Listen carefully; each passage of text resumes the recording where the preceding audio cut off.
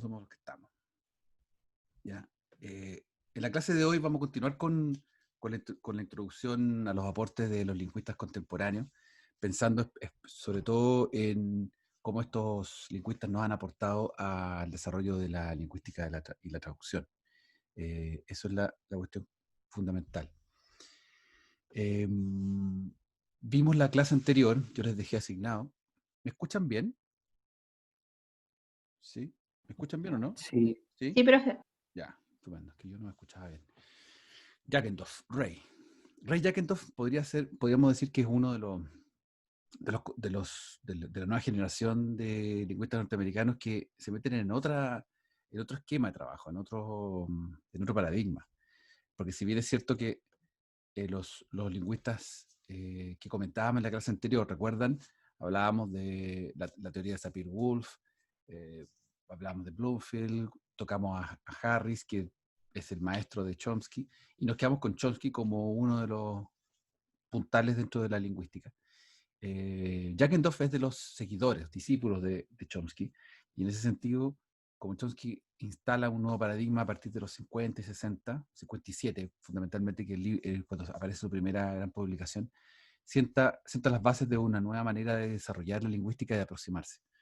Prueba de eso es que nosotros hoy día estamos tomando este libro de Jackendorf en que él comienza un desarrollo nuevo, toma los elementos de la lingüística, del relativismo lingüístico, los cuestiona, y básicamente el capítulo 1, que tiene estos 3 temas que estoy proyectando acá, son de muchas preguntas, especialmente el 1, el que vamos a revisar hoy.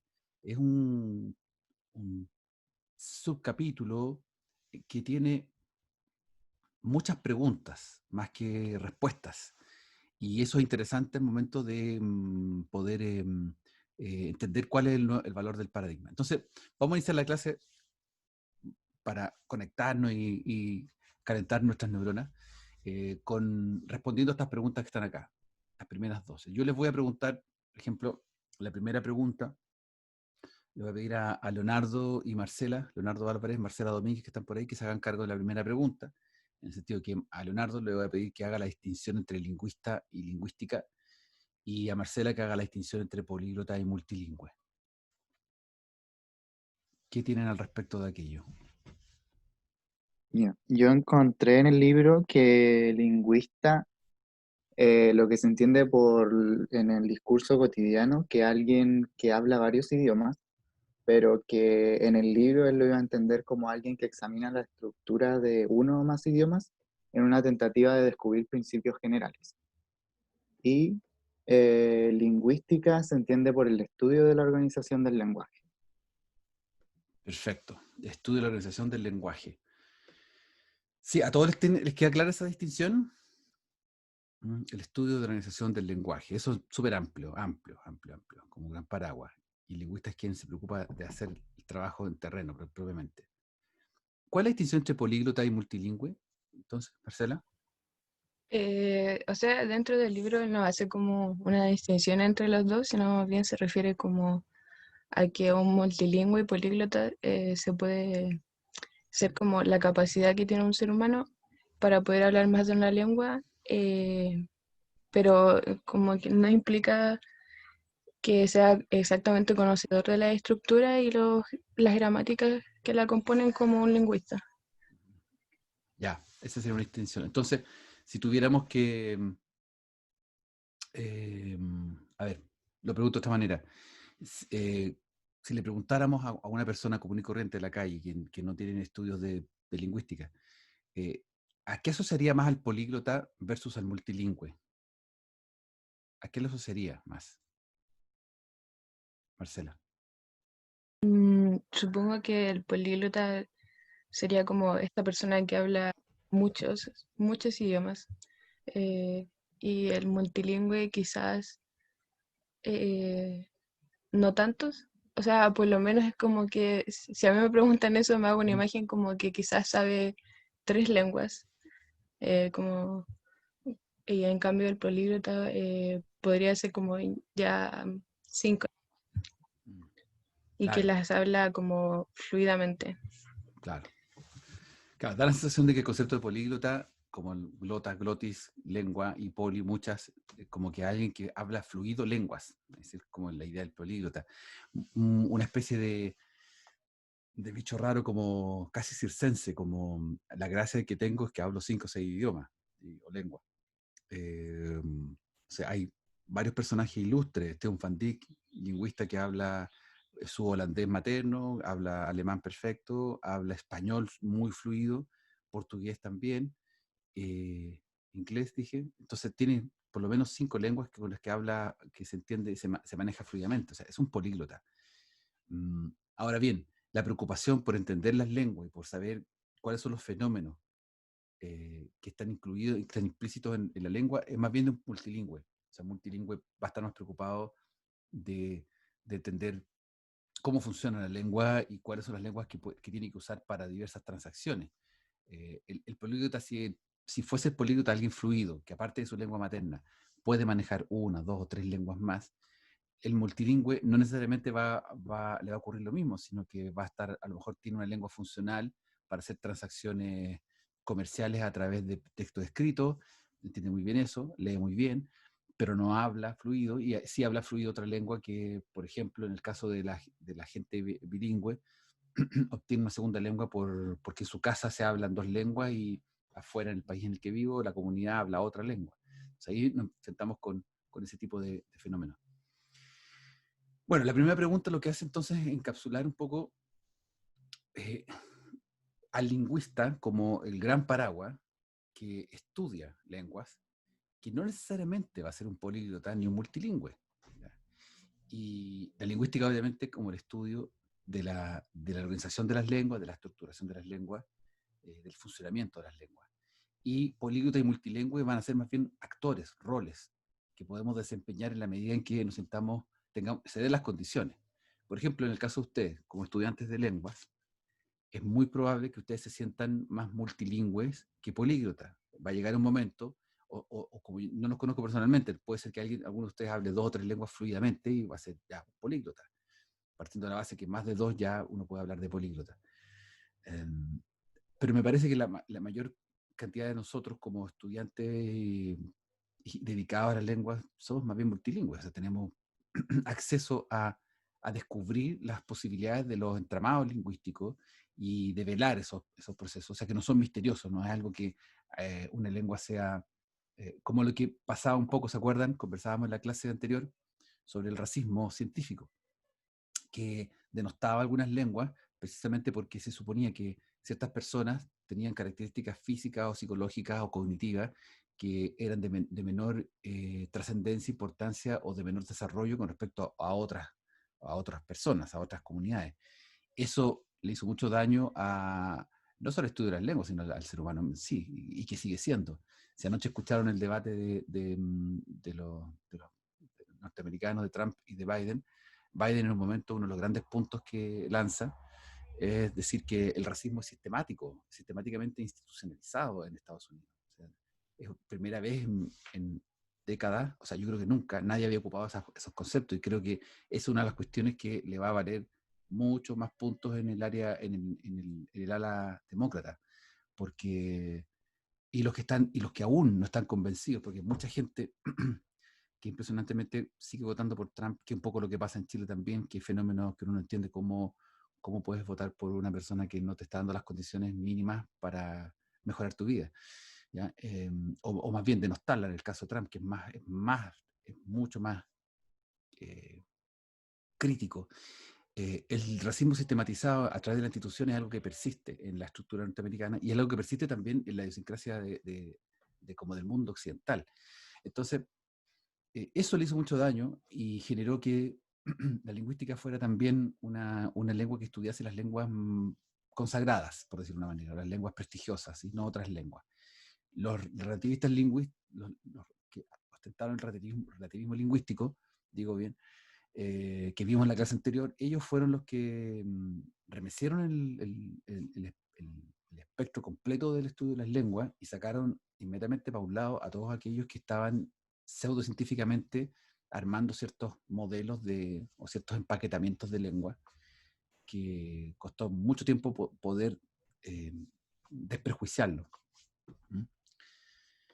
Bien. ¿Qué le da el valor, Noelia Muñoz, qué le da valor al estudio del lenguaje actualmente, según el autor? El hecho de que hoy en día se pueda como estudiar cosas que hace 30 años ni siquiera era posible imaginarse, como el tema de la neurociencia, la filosofía, el desarrollo infantil. Bien, bien, ese es un aspecto súper importante, crucial. O sea, Jackendorf lo presenta como algo muy, muy potente, vincular el estudio de la lengua a cuestiones que tengan que ver, vengan del ámbito cognitivo. Cosa que no lo hacían los primeros relativistas lingüistas porque estaban más bien preocupados de ordenar ese desorden monumental que había con respecto a cómo aproximarse a las lenguas. Y ellos tratando de ser lo más pragmáticos posible. Después que se hacen los primeros estudios, las primeras descripciones de lengua, uno ya puede empezar a avanzar a otra cosa. Y así hizo el trabajo fuerte que había que hacer. Y ahora podemos empezar a especular sobre otras condiciones. Paula Vargas, ¿para qué le sirve el lenguaje al ser humano? ¿Puedes enumerar o decir alguna característica? Según lo que también plantea Jackendorf en el texto. ¿Qué te parece a ti? ¿Profe, me escucha? Sí, te escucho. Ah, ya, es que estoy teniendo problemas con el internet, entonces de repente lo escucho medio cortado a usted y ahí estoy Ya. batallando. Ah, Pero ¿y todos me una escuchan de las... cortado? ¿Seré yo con problemas? No, ¿No? creo que soy yo. No, profe, se escucha bien. Ya, seré yo. Sí, soy yo. Ya, dale. Recuerdo haber leído la idea de que como teníamos lenguaje, con eso teníamos acceso también a nuestra historia, específicamente por los documentos escritos que alguna vez nuestros ancestros habían redactado. También acumulación de cultura en cuanto a la tecnología, en cuanto a las visiones, diferentes visiones del mundo, en cuanto a diferentes rituales y creencias. Bien, Y específicamente recuerdo eso. bien. Bueno, son dos grandes características. No sé si alguien se acuerda de algo más, pero todo el... Primero, recordemos que hay dos grandes momentos en el estado de la evolución del ser humano. Antes de la escritura, todo lo teníamos en relatos orales. ¿Se acuerdan de eso? Y todo lo que tenía que ver con lenguaje estaba recopilado en ciertos patrones de historias, de relatos.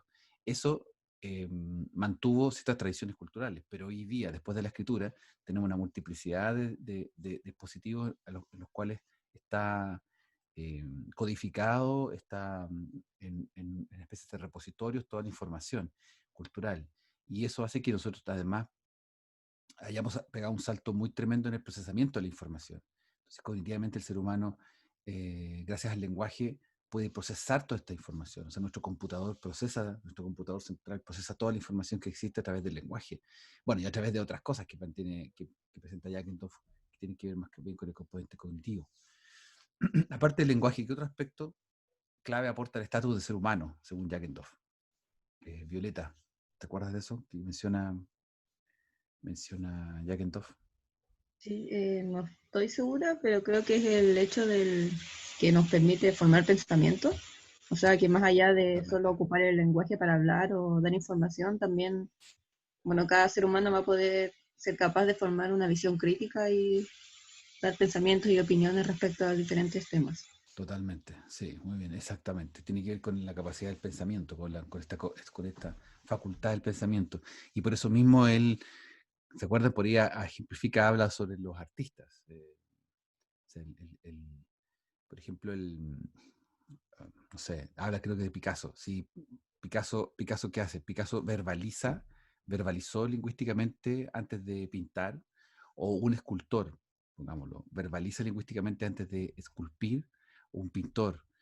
No hacen eso, son otras capacidades las que están incluidas, implicadas ahí. No es una verbalización, no es lo que estamos haciendo nosotros, que estamos verbalizando una serie concatenando sonidos en una estructura, en una forma, en formas y en distintos tipos de relaciones que representan una organización de una lengua en particular. No lo hacen de esa manera. Y es por eso que se dice que el lenguaje de la música es universal, el lenguaje de la pintura es universal, o sea que uno puede entenderse con alguien hablar de esto o entender las claves de lo que ocurre en una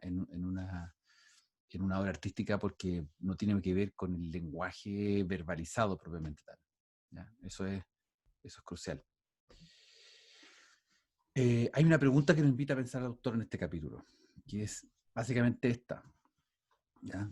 ¿Qué hay en la naturaleza del ser humano que plantea el hecho de que podamos hablar y entender una lengua? ¿Cuáles son los requisitos? Es una pregunta genérica que se desglosa de manera muy particular y es el gran meollo no solo del libro de Jackendorf, sino del misterio de nuestra existencia. Es así de filosófica la pregunta, siendo una pregunta tan simple, aparentemente. Y estos requisitos que aparecen en el tapete, que empiezan a desglosarse, son los elementos que vamos a revisar en esta primera parte del curso. ¿Ya? ¿Cuáles serán esos requisitos? ¿El tamaño del cerebro importa? Camila, Messina. Camila, ¿el tamaño del Hola. cerebro importa? Sí, hola. No.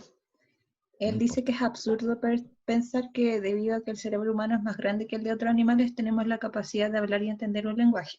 Uh-huh. Y esto lo dice porque básicamente existen animales que son mucho más grandes y tienen un cerebro más grande que el nuestro, Exacto. como lo son las ballenas, por ejemplo. Y Claro. aún así, la capacidad de entender una lengua es solo del ser humano. Exactamente. Eso también tira por la borda una vieja idea de los tamaños de los cerebros, que también, ¿se acuerdan que yo se los presentaba en la otra presentación? Baja la redundancia. El estudio de los cráneos, por ejemplo, cuando se hablaba de que ciertas especies tenían el cráneo más grande que otro, por lo tanto deberían haber sido más inteligentes que otras. Eso también es una tontera, no tiene que ver con eso. Jackendorf hace una analogía con el auto. ¿Recuerdas eso, Camila? Sí, que dice que no por ponerle más partes va como a tener un funcionamiento mejor o va a evolucionar. Claro. Que un poco lo que ocurre cuando enchulan los autos, hacen el tuning a los autos. Fijado que el auto está tuneado y tiene un alerón atrás, entonces con ese alerón supuestamente la persona que le pone el alerón piensa que el auto va a andar más rápido. Y eso no es entender nada es como de la composición. emperifollarlo, pero sigue siendo lo mismo. Claro, como la mona se viste de seda, monaquea, como un poco se ha dicho. No podemos... claro, es decir, por más que le pongas a un auto una carrocería nueva, un nuevo aditamento, y dices y un alerón, y dices, con esto va a volar el auto, es imposible. O sea, no tiene que ver con los componentes, la suma de componentes tiene que ver con alguna funcionalidad. Y eso es crucial para entender los planteamientos que hace Chomsky, que desarrolla la lingüística ya más cerca de lo cognitivo, que es buscar dónde está esa funcionalidad. Exactamente, eso es. Bien, avancemos. Chomsky ha dado algunas pistas sobre estos requisitos que están entre comillas. ¿Cuáles son? ¿Podemos no mencionar los dos argumentos? ¿Alguien puede mencionar uno de los argumentos que Chomsky da que recoge Jackendorf? Javier Gomera, ¿te acuerdas tú cuál es uno de esos argumentos que entrega Chomsky?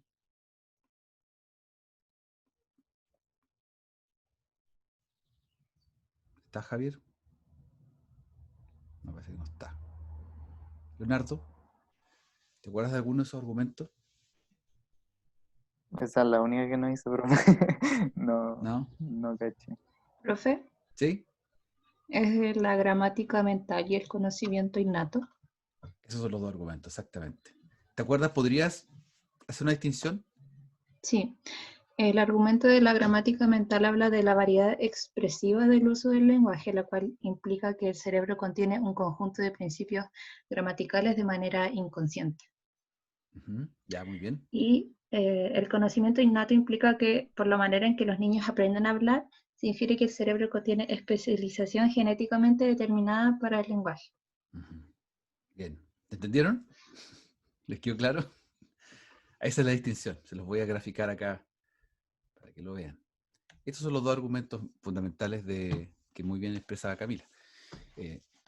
parecen, cuando uno lo escucha rápidamente, parecen que fueran lo mismo, que fueran variantes de lo mismo, pero no. El foco de atención, el foco de estudio está en otra parte. Uno está digamos, en la evidencia de la variedad de uso que existe en la lengua, que eso es algo que vamos a dilucidar dentro de esta clase y la próxima, esta variedad de uso que implica que el cerebro, parece que nosotros tuviésemos un set de principios gramaticales que nos permiten, como todo ser humano, a todo ser humano, nos permite manejarnos naturalmente como algo que fuera nunca aprendido, que fuera totalmente natural. Por otro lado, el argumento del conocimiento innato es que la evidencia de la especialización genética implica que de alguna manera nosotros podemos desarrollar también el lenguaje de una manera rápida, sin cuestionamientos, sin ninguna preparación anterior, y eso tira por la borda cualquier especulación sobre que el lenguaje debería ser completamente aprendido o debería enseñarse siempre. Como que si a los niños tuviésemos que, cuando nacen al año y medio, empezar a sentarlos con una pizarra y empezar a explicarles, bueno, ahora hoy día vamos a aprender el uso de la P, de la M, vamos a distinguir la P, la M, y la T y la D. Vamos a hablar de las bilabiales y de las dentales. Repite conmigo, T, D. Eso no, sabemos que es una ridiculez, porque nadie realiza esa labor. ¿Ya? Entonces, estos son los dos principales argumentos que da Chomsky, que son hiper cuestionados después, hiper cuestionados. O sea, hay mucho, se ha cortado mucho, hay muchas hojas impresas, imprimidas a lo largo de estas últimas décadas sobre estos temas. Ahora cada vez menos impresiones, más libros publicados y artículos que van cuestionando y develando qué es lo que pasa en estos dos puntos. Nosotros vamos a tratar los dos, en particular el primero de la gramática mental a continuación. Por lo tanto, María Cristina Andrade, por lo tanto, ¿cómo resolveríamos la dicotomía naturaleza-educación o bien naturaleza-adquisición? Ahí estoy viendo ahora la respuesta que da Alonso, que contamos con un grupo de principios gramaticales. Ya, sí, exactamente. María Cristina, ¿cómo resolveríamos esta dicotomía naturaleza-educación, naturaleza-adquisición que se plantea en este capítulo?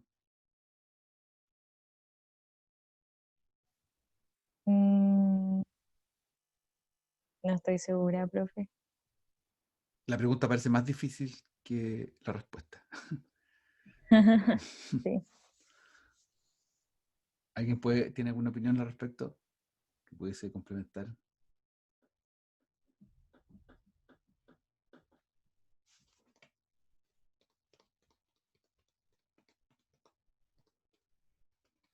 ¿Qué hacemos cuando nos presentan la situación de que somos seres dicotómicos, que tenemos un componente natural y un componente adquirido o enseñado? ¿Qué dice Jackendorf al respecto? ¿O qué creen ustedes al respecto? ¿Cómo se resolvería en nuestra vida cotidiana? Y piensen en algo súper concreto, como cuando aprendemos lenguas, que es una de las actividades que ocupamos más tiempo. ¿Tiziana? ¿Sí?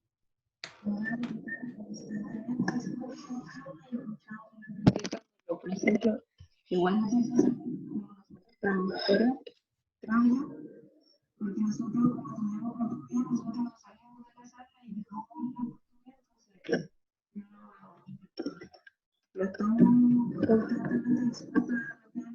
Bueno, te escucho bien. No sé, ¿soy yo nomás? Tiziana, no te escuché bien. Te escuché un poco con eco.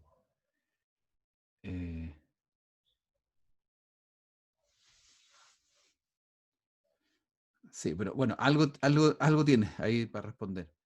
Si quieres lo escribes mientras tanto. Debemos estar constantemente expuestos al idioma.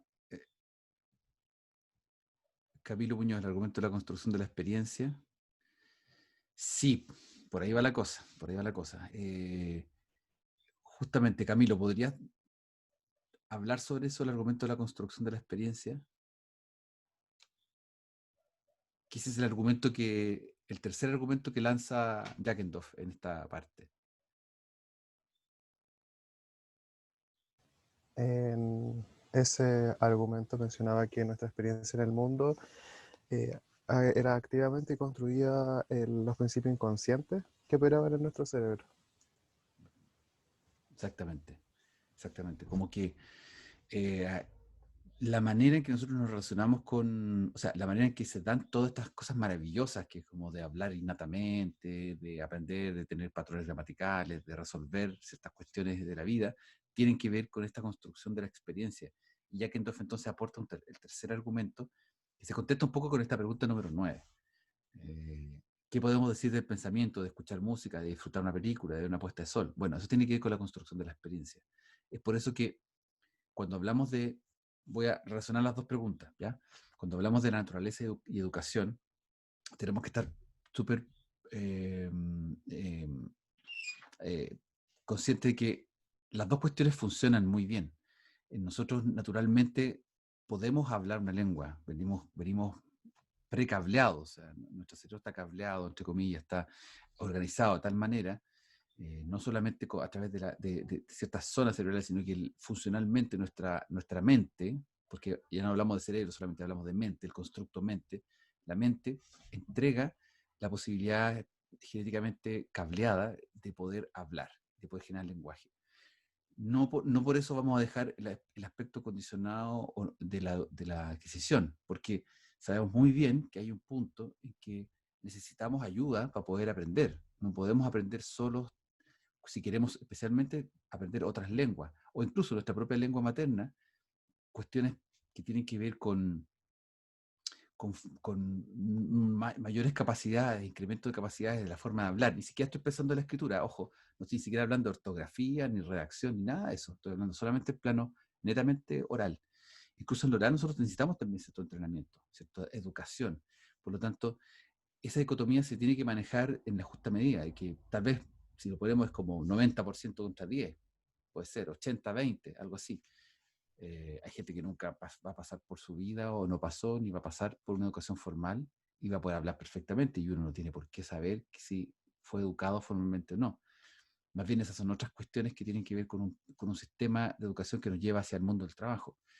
Y por otro lado, el hecho de poder experimentar, sentarse, escuchar música y disfrutarlo, o mantener nuestra mente en un pensamiento y cambiarla, o ver una película y entender algo yo y el otro entiende otro, y a uno le gusta y otro la odia la película, tiene que ver con esta construcción de la experiencia que dice Jackendorf.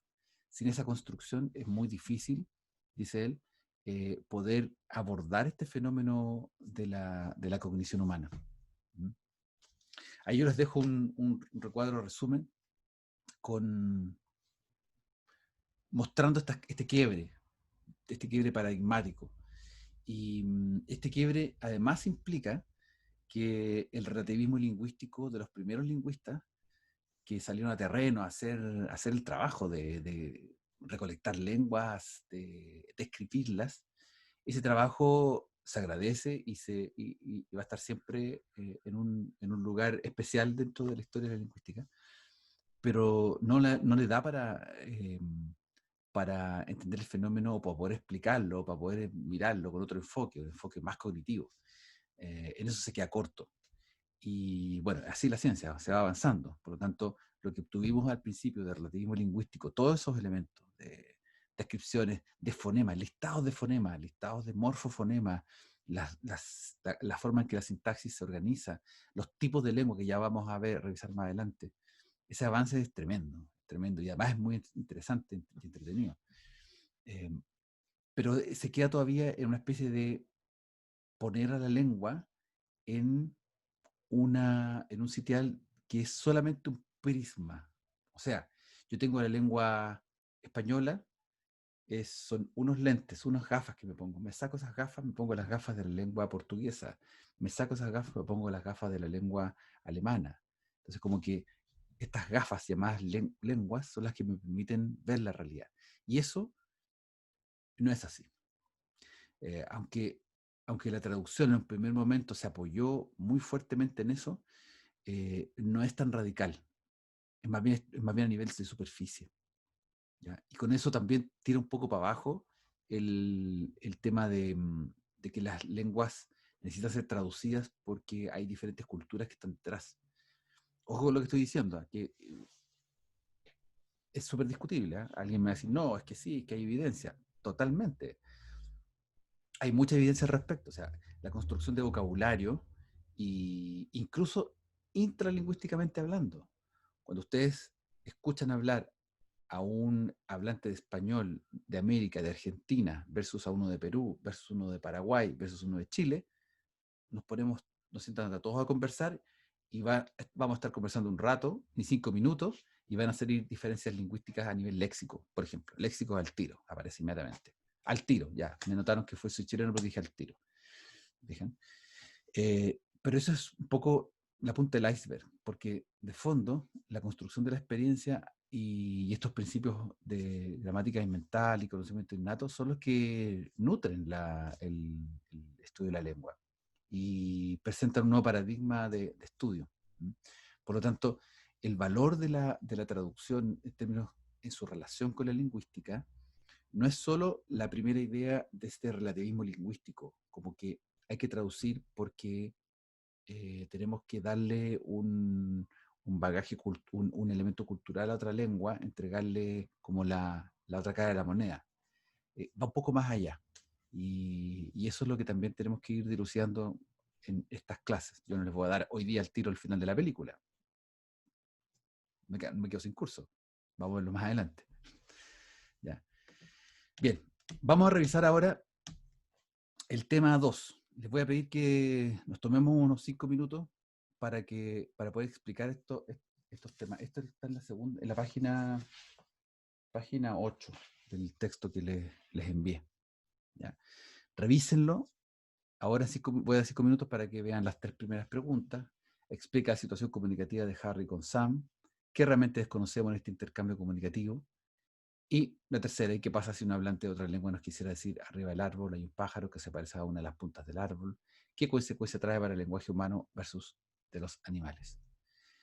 Si alguien alcanza, también está la número 4 y 5, que es la gramática mental. Pero vamos a concentrarnos mejor en las primeras 3 en 5 minutos. ¿Ok? Yo voy a estar acá, voy a mutearme los 5 minutos. Desde ahora ya.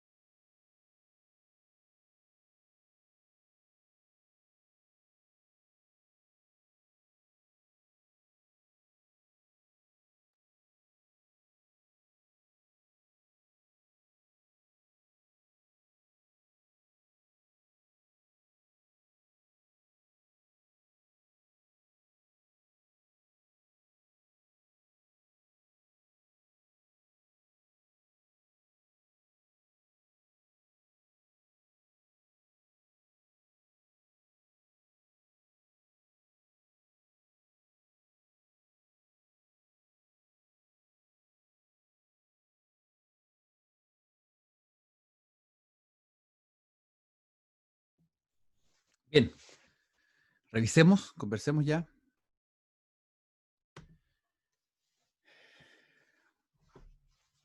¿Quién puede partir? Explicar la situación comunicativa de Harry con Sam. ¿Qué es lo que pasa ahí?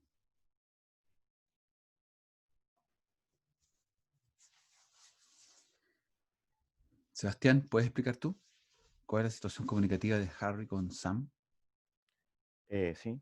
Dale. Bueno, Harry ve un árbol y ¿cómo se llama? Saca su imagen y a la vez establece como una comunicación con otra persona, con Sam, a la cual simplemente emite los sonidos de la palabra árbol, por lo cual se genera, en primer lugar, igual como un efecto comunicativo bastante interesante, porque Harry ve dicho árbol, pero Sam solamente escucha la palabra árbol, Exacto. lo que evoca una cierta imagen mental de lo que él considerará un árbol.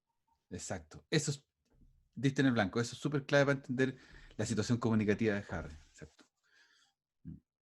Nos encontramos con esto que parece que es súper trivial, ¿eh? Como que en todos los libros de comunicación aparece explicado desde tal vez el primer libro que vimos en la infancia hasta los libros de lingüística, como que el circuito de la comunicación como muy normal, donde hay alguien que transmite algo, pero no es tan normal el hecho de que, ni deja de ser un detalle importante el hecho de que Harry es el único que está viendo el árbol.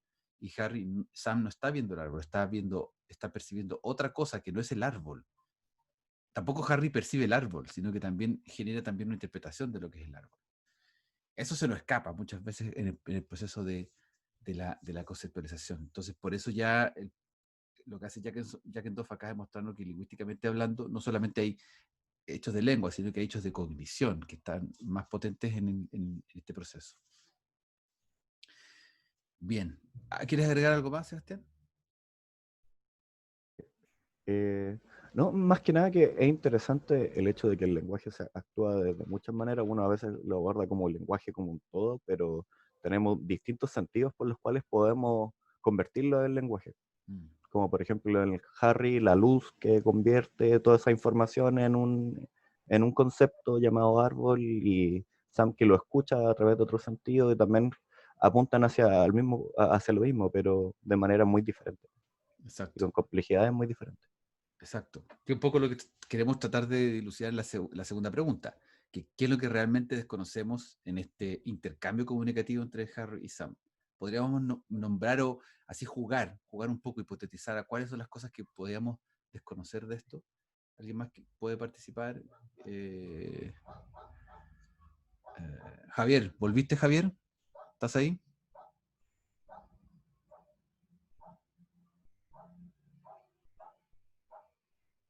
Javier dejó conectado nomás, no está. ¿Qué más podría conversarnos de esto? ¿Sí?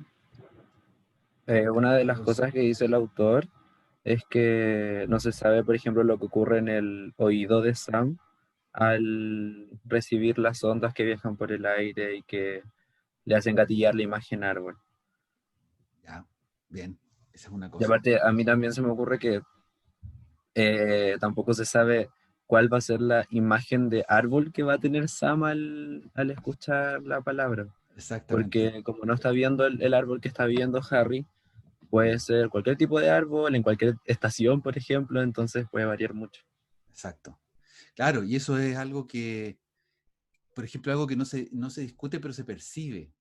Miren, o sea, acuérdense, cuando uno trabajaba de manera presencial, o sea, una conversación entre nosotros mismos presencialmente, estamos todos acá, estamos en el patio de los H, estamos viendo un árbol y decimos, miren, yo digo, qué árbol más hermoso acá tenemos, estimados, estimadas. Y ustedes todos van a mirar el árbol, más o menos vamos a hacer la imagen. Pero si no estamos ahí, yo les empiezo a conversar lo lindo que es el árbol de mi casa, ustedes se van a imaginar otra cuestión nada que ver, o lo que sea. Y eso es lo que hoy día pasa a diario en las comunicaciones. Tenemos la comodidad de poder tratar de hacer estas sesiones a esa distancia, pero en la práctica necesitamos una cooperación tremenda para poder tratar de sintonizar en ciertos conceptos, ciertas apreciaciones. Y el árbol nunca va a ser el árbol que ustedes van a tener en su mente en este momento, por más que yo se los cuente, que fuera el árbol muy bonito que tengo en el patio de mi casa, van a ser distintas imágenes, experiencias sensoriales. Ya, eso es algo como que no es nada nuevo, pero si ustedes revisan lo que plantea, creo que plantea la pregunta en la página 8, 9, de la A a la F, hay una serie de oraciones para abajo, que son como ciertas posibilidades que podrían aparecer en la interpretación comunicativa. ¿Te puede echar una mirada? ¿Alguien las puede leer? O, digamos, decir rápidamente a lo que apunta aquello.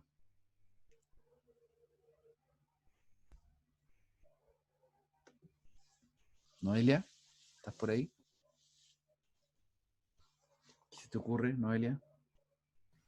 Sí, profe, que se me cortó el audio, no lo entendí bien. Es que hay varias expresiones que son posibles a partir de lo que está Harry hablándole a Sam sobre el árbol. ¿Qué podría querer decirle? Disculpe que me quede un poco pegado con esto, pero es que quiero resaltar el concepto que hay acá. Los ejemplos que salen en el texto, hay uno que dice como que hay un árbol que tiene forma de pájaro, una cosa así. Claro. Ese era uno de los ejemplos. Claro, ese es uno de los ejemplos.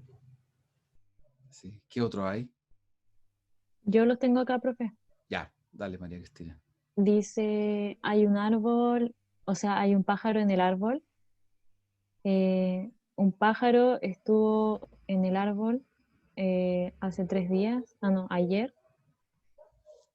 ¿Hay algunos pájaros en el árbol, en ese árbol? Un pájaro puede que esté en ese árbol.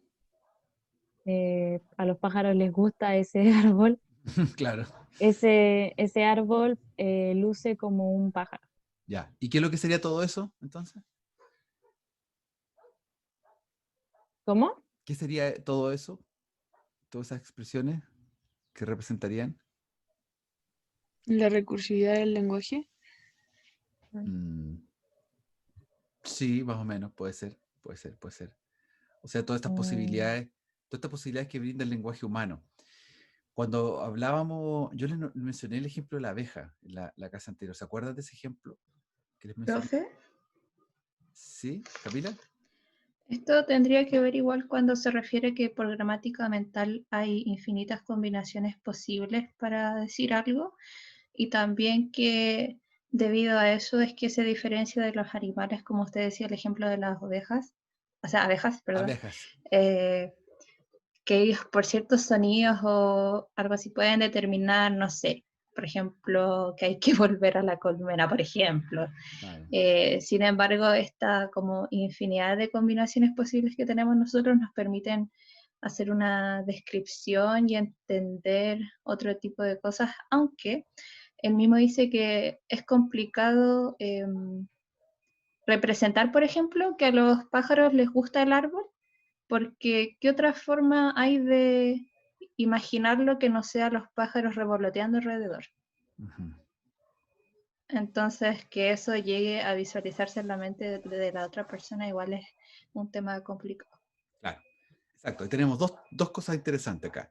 El componente estrictamente cognitivo, que tiene que ver cómo podemos imaginarnos, o sea, cómo podemos nosotros hacer que lo que nosotros estamos sintiendo, interpretando sobre el árbol, el otro lo pueda sentir. Eso va a ser muy difícil e imposible, no va a ocurrir, porque es una experiencia única, es una construcción de experiencia única.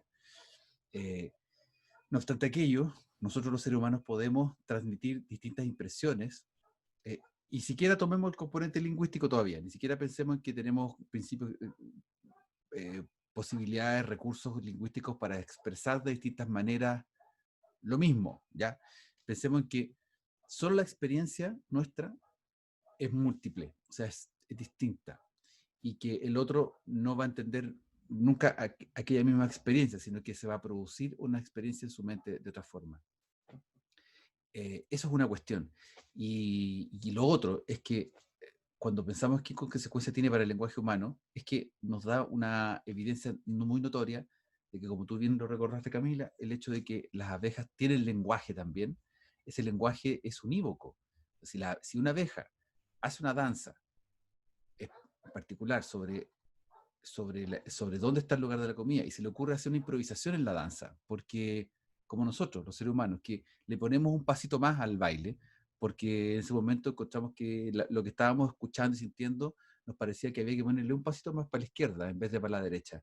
Y si la abeja hace eso, esa improvisación deja el descalabro, ¿no? Porque una improvisación que no está leída dentro de las posibilidades lingüísticas de la abeja. Entonces sería algo completamente bizarro, o sea, no podría ocurrir en el mundo de las abejas. ¿Ya? Esa es la idea.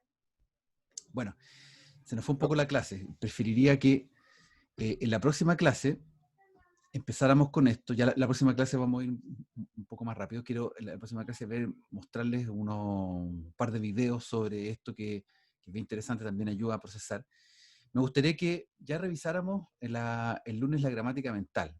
Ojalá que el lunes estemos todos contentos, que vayan a votar, por favor, voten bien, voten correctamente, lo importante es que voten, y que vamos a revisar ya la gramática mental el próximo lunes, a partir de estos dos preguntas o digamos reflexiones sobre números, lenguaje y neuronas, cuál es la relación que Jack Antoff establece sobre eso, y 5, los patrones de almacenamiento. Les pido que lean con atención esto porque son muy pocas páginas, son 2 o 3 páginas donde aparece todo esto, pero aparece explicado y razonado de una manera tan coherente una con la otra que el concepto de la gramática mental lo van a entender ahora ya, con eso. Va a haber la alternativa para entender bien por qué es tan interesante el concepto de la gramática mental, nos sirve tanto, bueno, después lo vamos a ver por qué nos sirve tanto para aprender lenguas, para estudiar, para hacer traducción, para un montón de cosas desde el punto de vista lingüístico, es una herramienta muy poderosa. Y aquí está explicado por qué, las razones cognitivas, básicamente, que Jack Antoff lo establece, lo verbaliza acá. ¿Ya? Antes de terminar, yo les prometí al inicio de la clase que les quería mostrar las fechas de las pruebas. ¿Ya? Estas serían las fechas de las pruebas con las que estaríamos trabajando. Yo esto se los voy a mandar, ¿ya? Así que no se preocupen. ¿Qué pasa acá? Que yo les comentaba en el primero, les comenté al inicio del curso que íbamos a tener 4 evaluaciones. Estas 4 evaluaciones iban a ser de 4 unidades. Bueno, acá hay una pequeña variación que estoy haciendo, que espero que les parezca bien, porque me parece que en el contexto político, social, cultural en el que estamos viviendo, sanitario, va a ser esto bien interesante para nosotros. Vamos a mantener el mismo taller que les había comentado, el taller individual de análisis lingüístico, 20%, eso lo vamos a dejar el lunes 16, o sea, creo que a la vuelta de la primera semana de receso. ¿Ya? Luego, la segunda evaluación, que yo también les comenté que era un mini proyecto en pareja, ese mini proyecto ustedes van a entregarlo todo un mismo día, y lo vamos a hacer con la modalidad de los proyectos en que hacemos un sorteo y las clases del viernes 11, del lunes 21 y el lunes 28, ustedes presentan ese mini proyecto. Recuerdo, el mini proyecto tiene que ver con presentar una lengua que ustedes escojan de acuerdo a los aspectos fonémicos, morfofonémicos que vamos a revisar durante la primera y segunda unidad. Con eso vamos a estar cerrando las 2 primeras unidades, que son las 2 unidades hermanas en términos de lo que estamos revisando hoy día. Ahí yo me salté un viernes porque el viernes 25 es feriado, por eso es el lunes 28. La evaluación 3, yo les había dicho que fuese la unidad 3 de trabajo. Eso lo podemos ver. Entonces mi alternativa, para que ustedes lo tengan presente, es que si nos falta tiempo, yo creo que vamos a hacer lo siguiente, que es tomar la tercera evaluación como preproyecto del proyecto final. O sea, vamos a empezar el proyecto del curso, proyecto final, lo vamos a empezar con una presentación de un preproyecto, que va a ser el lunes 11 de enero. Y ese preproyecto es la base de lo que ustedes van a realizar durante el proyecto final, que se nos viene en esa misma semana hacia adelante. Es decir, mi idea es concentrar enero en el desarrollo del proyecto final y distribuirlo en 2 notas. De esa manera, trabajamos en un sentido, en una línea, optimizamos todo lo que hay que hacer para el proyecto y ustedes tienen dos momentos de trabajo, 2 notas que evalúan todo el proceso durante enero. De esa manera, las presentaciones las hacemos al final, antes de irnos a receso. Y si bien es cierto que la norma es que en la vuelta de vacaciones en marzo ustedes tienen que estar, vamos a tener clase, sin duda alguna, lo conversamos también con los profesores en una reunión hace un par de días atrás. Todos estamos bastante de acuerdo en el hecho de que la vuelta a marzo tiene que ser más bien de resolver casos puntuales, de problemas con notas, qué sé yo, cualquier cosa que se nos venga en ese momento. Por lo que yo prefiero asegurarme de que ustedes terminen su proceso de aprendizaje durante enero. ¿Les parece? Absolutamente. Bien. Si hay cualquier cosa, pregunta, me lo hacen en la próxima clase, ¿ya? Ahí lo conversamos bien porque ya se nos acabó el tiempo. Les voy a dejar estas dos cuestiones en el Classroom y nos vemos el próximo lunes. Ojalá que nos vaya bien a todos este fin de semana, que sea un lunes muy feliz y empecemos una nueva etapa en nuestra vida chilensis. ¿Ya? Gracias, Chaito, profe. que estén muy bien. Que esté bien, Chao, chaito. profe, que Chao, esté bien. profe. Profe.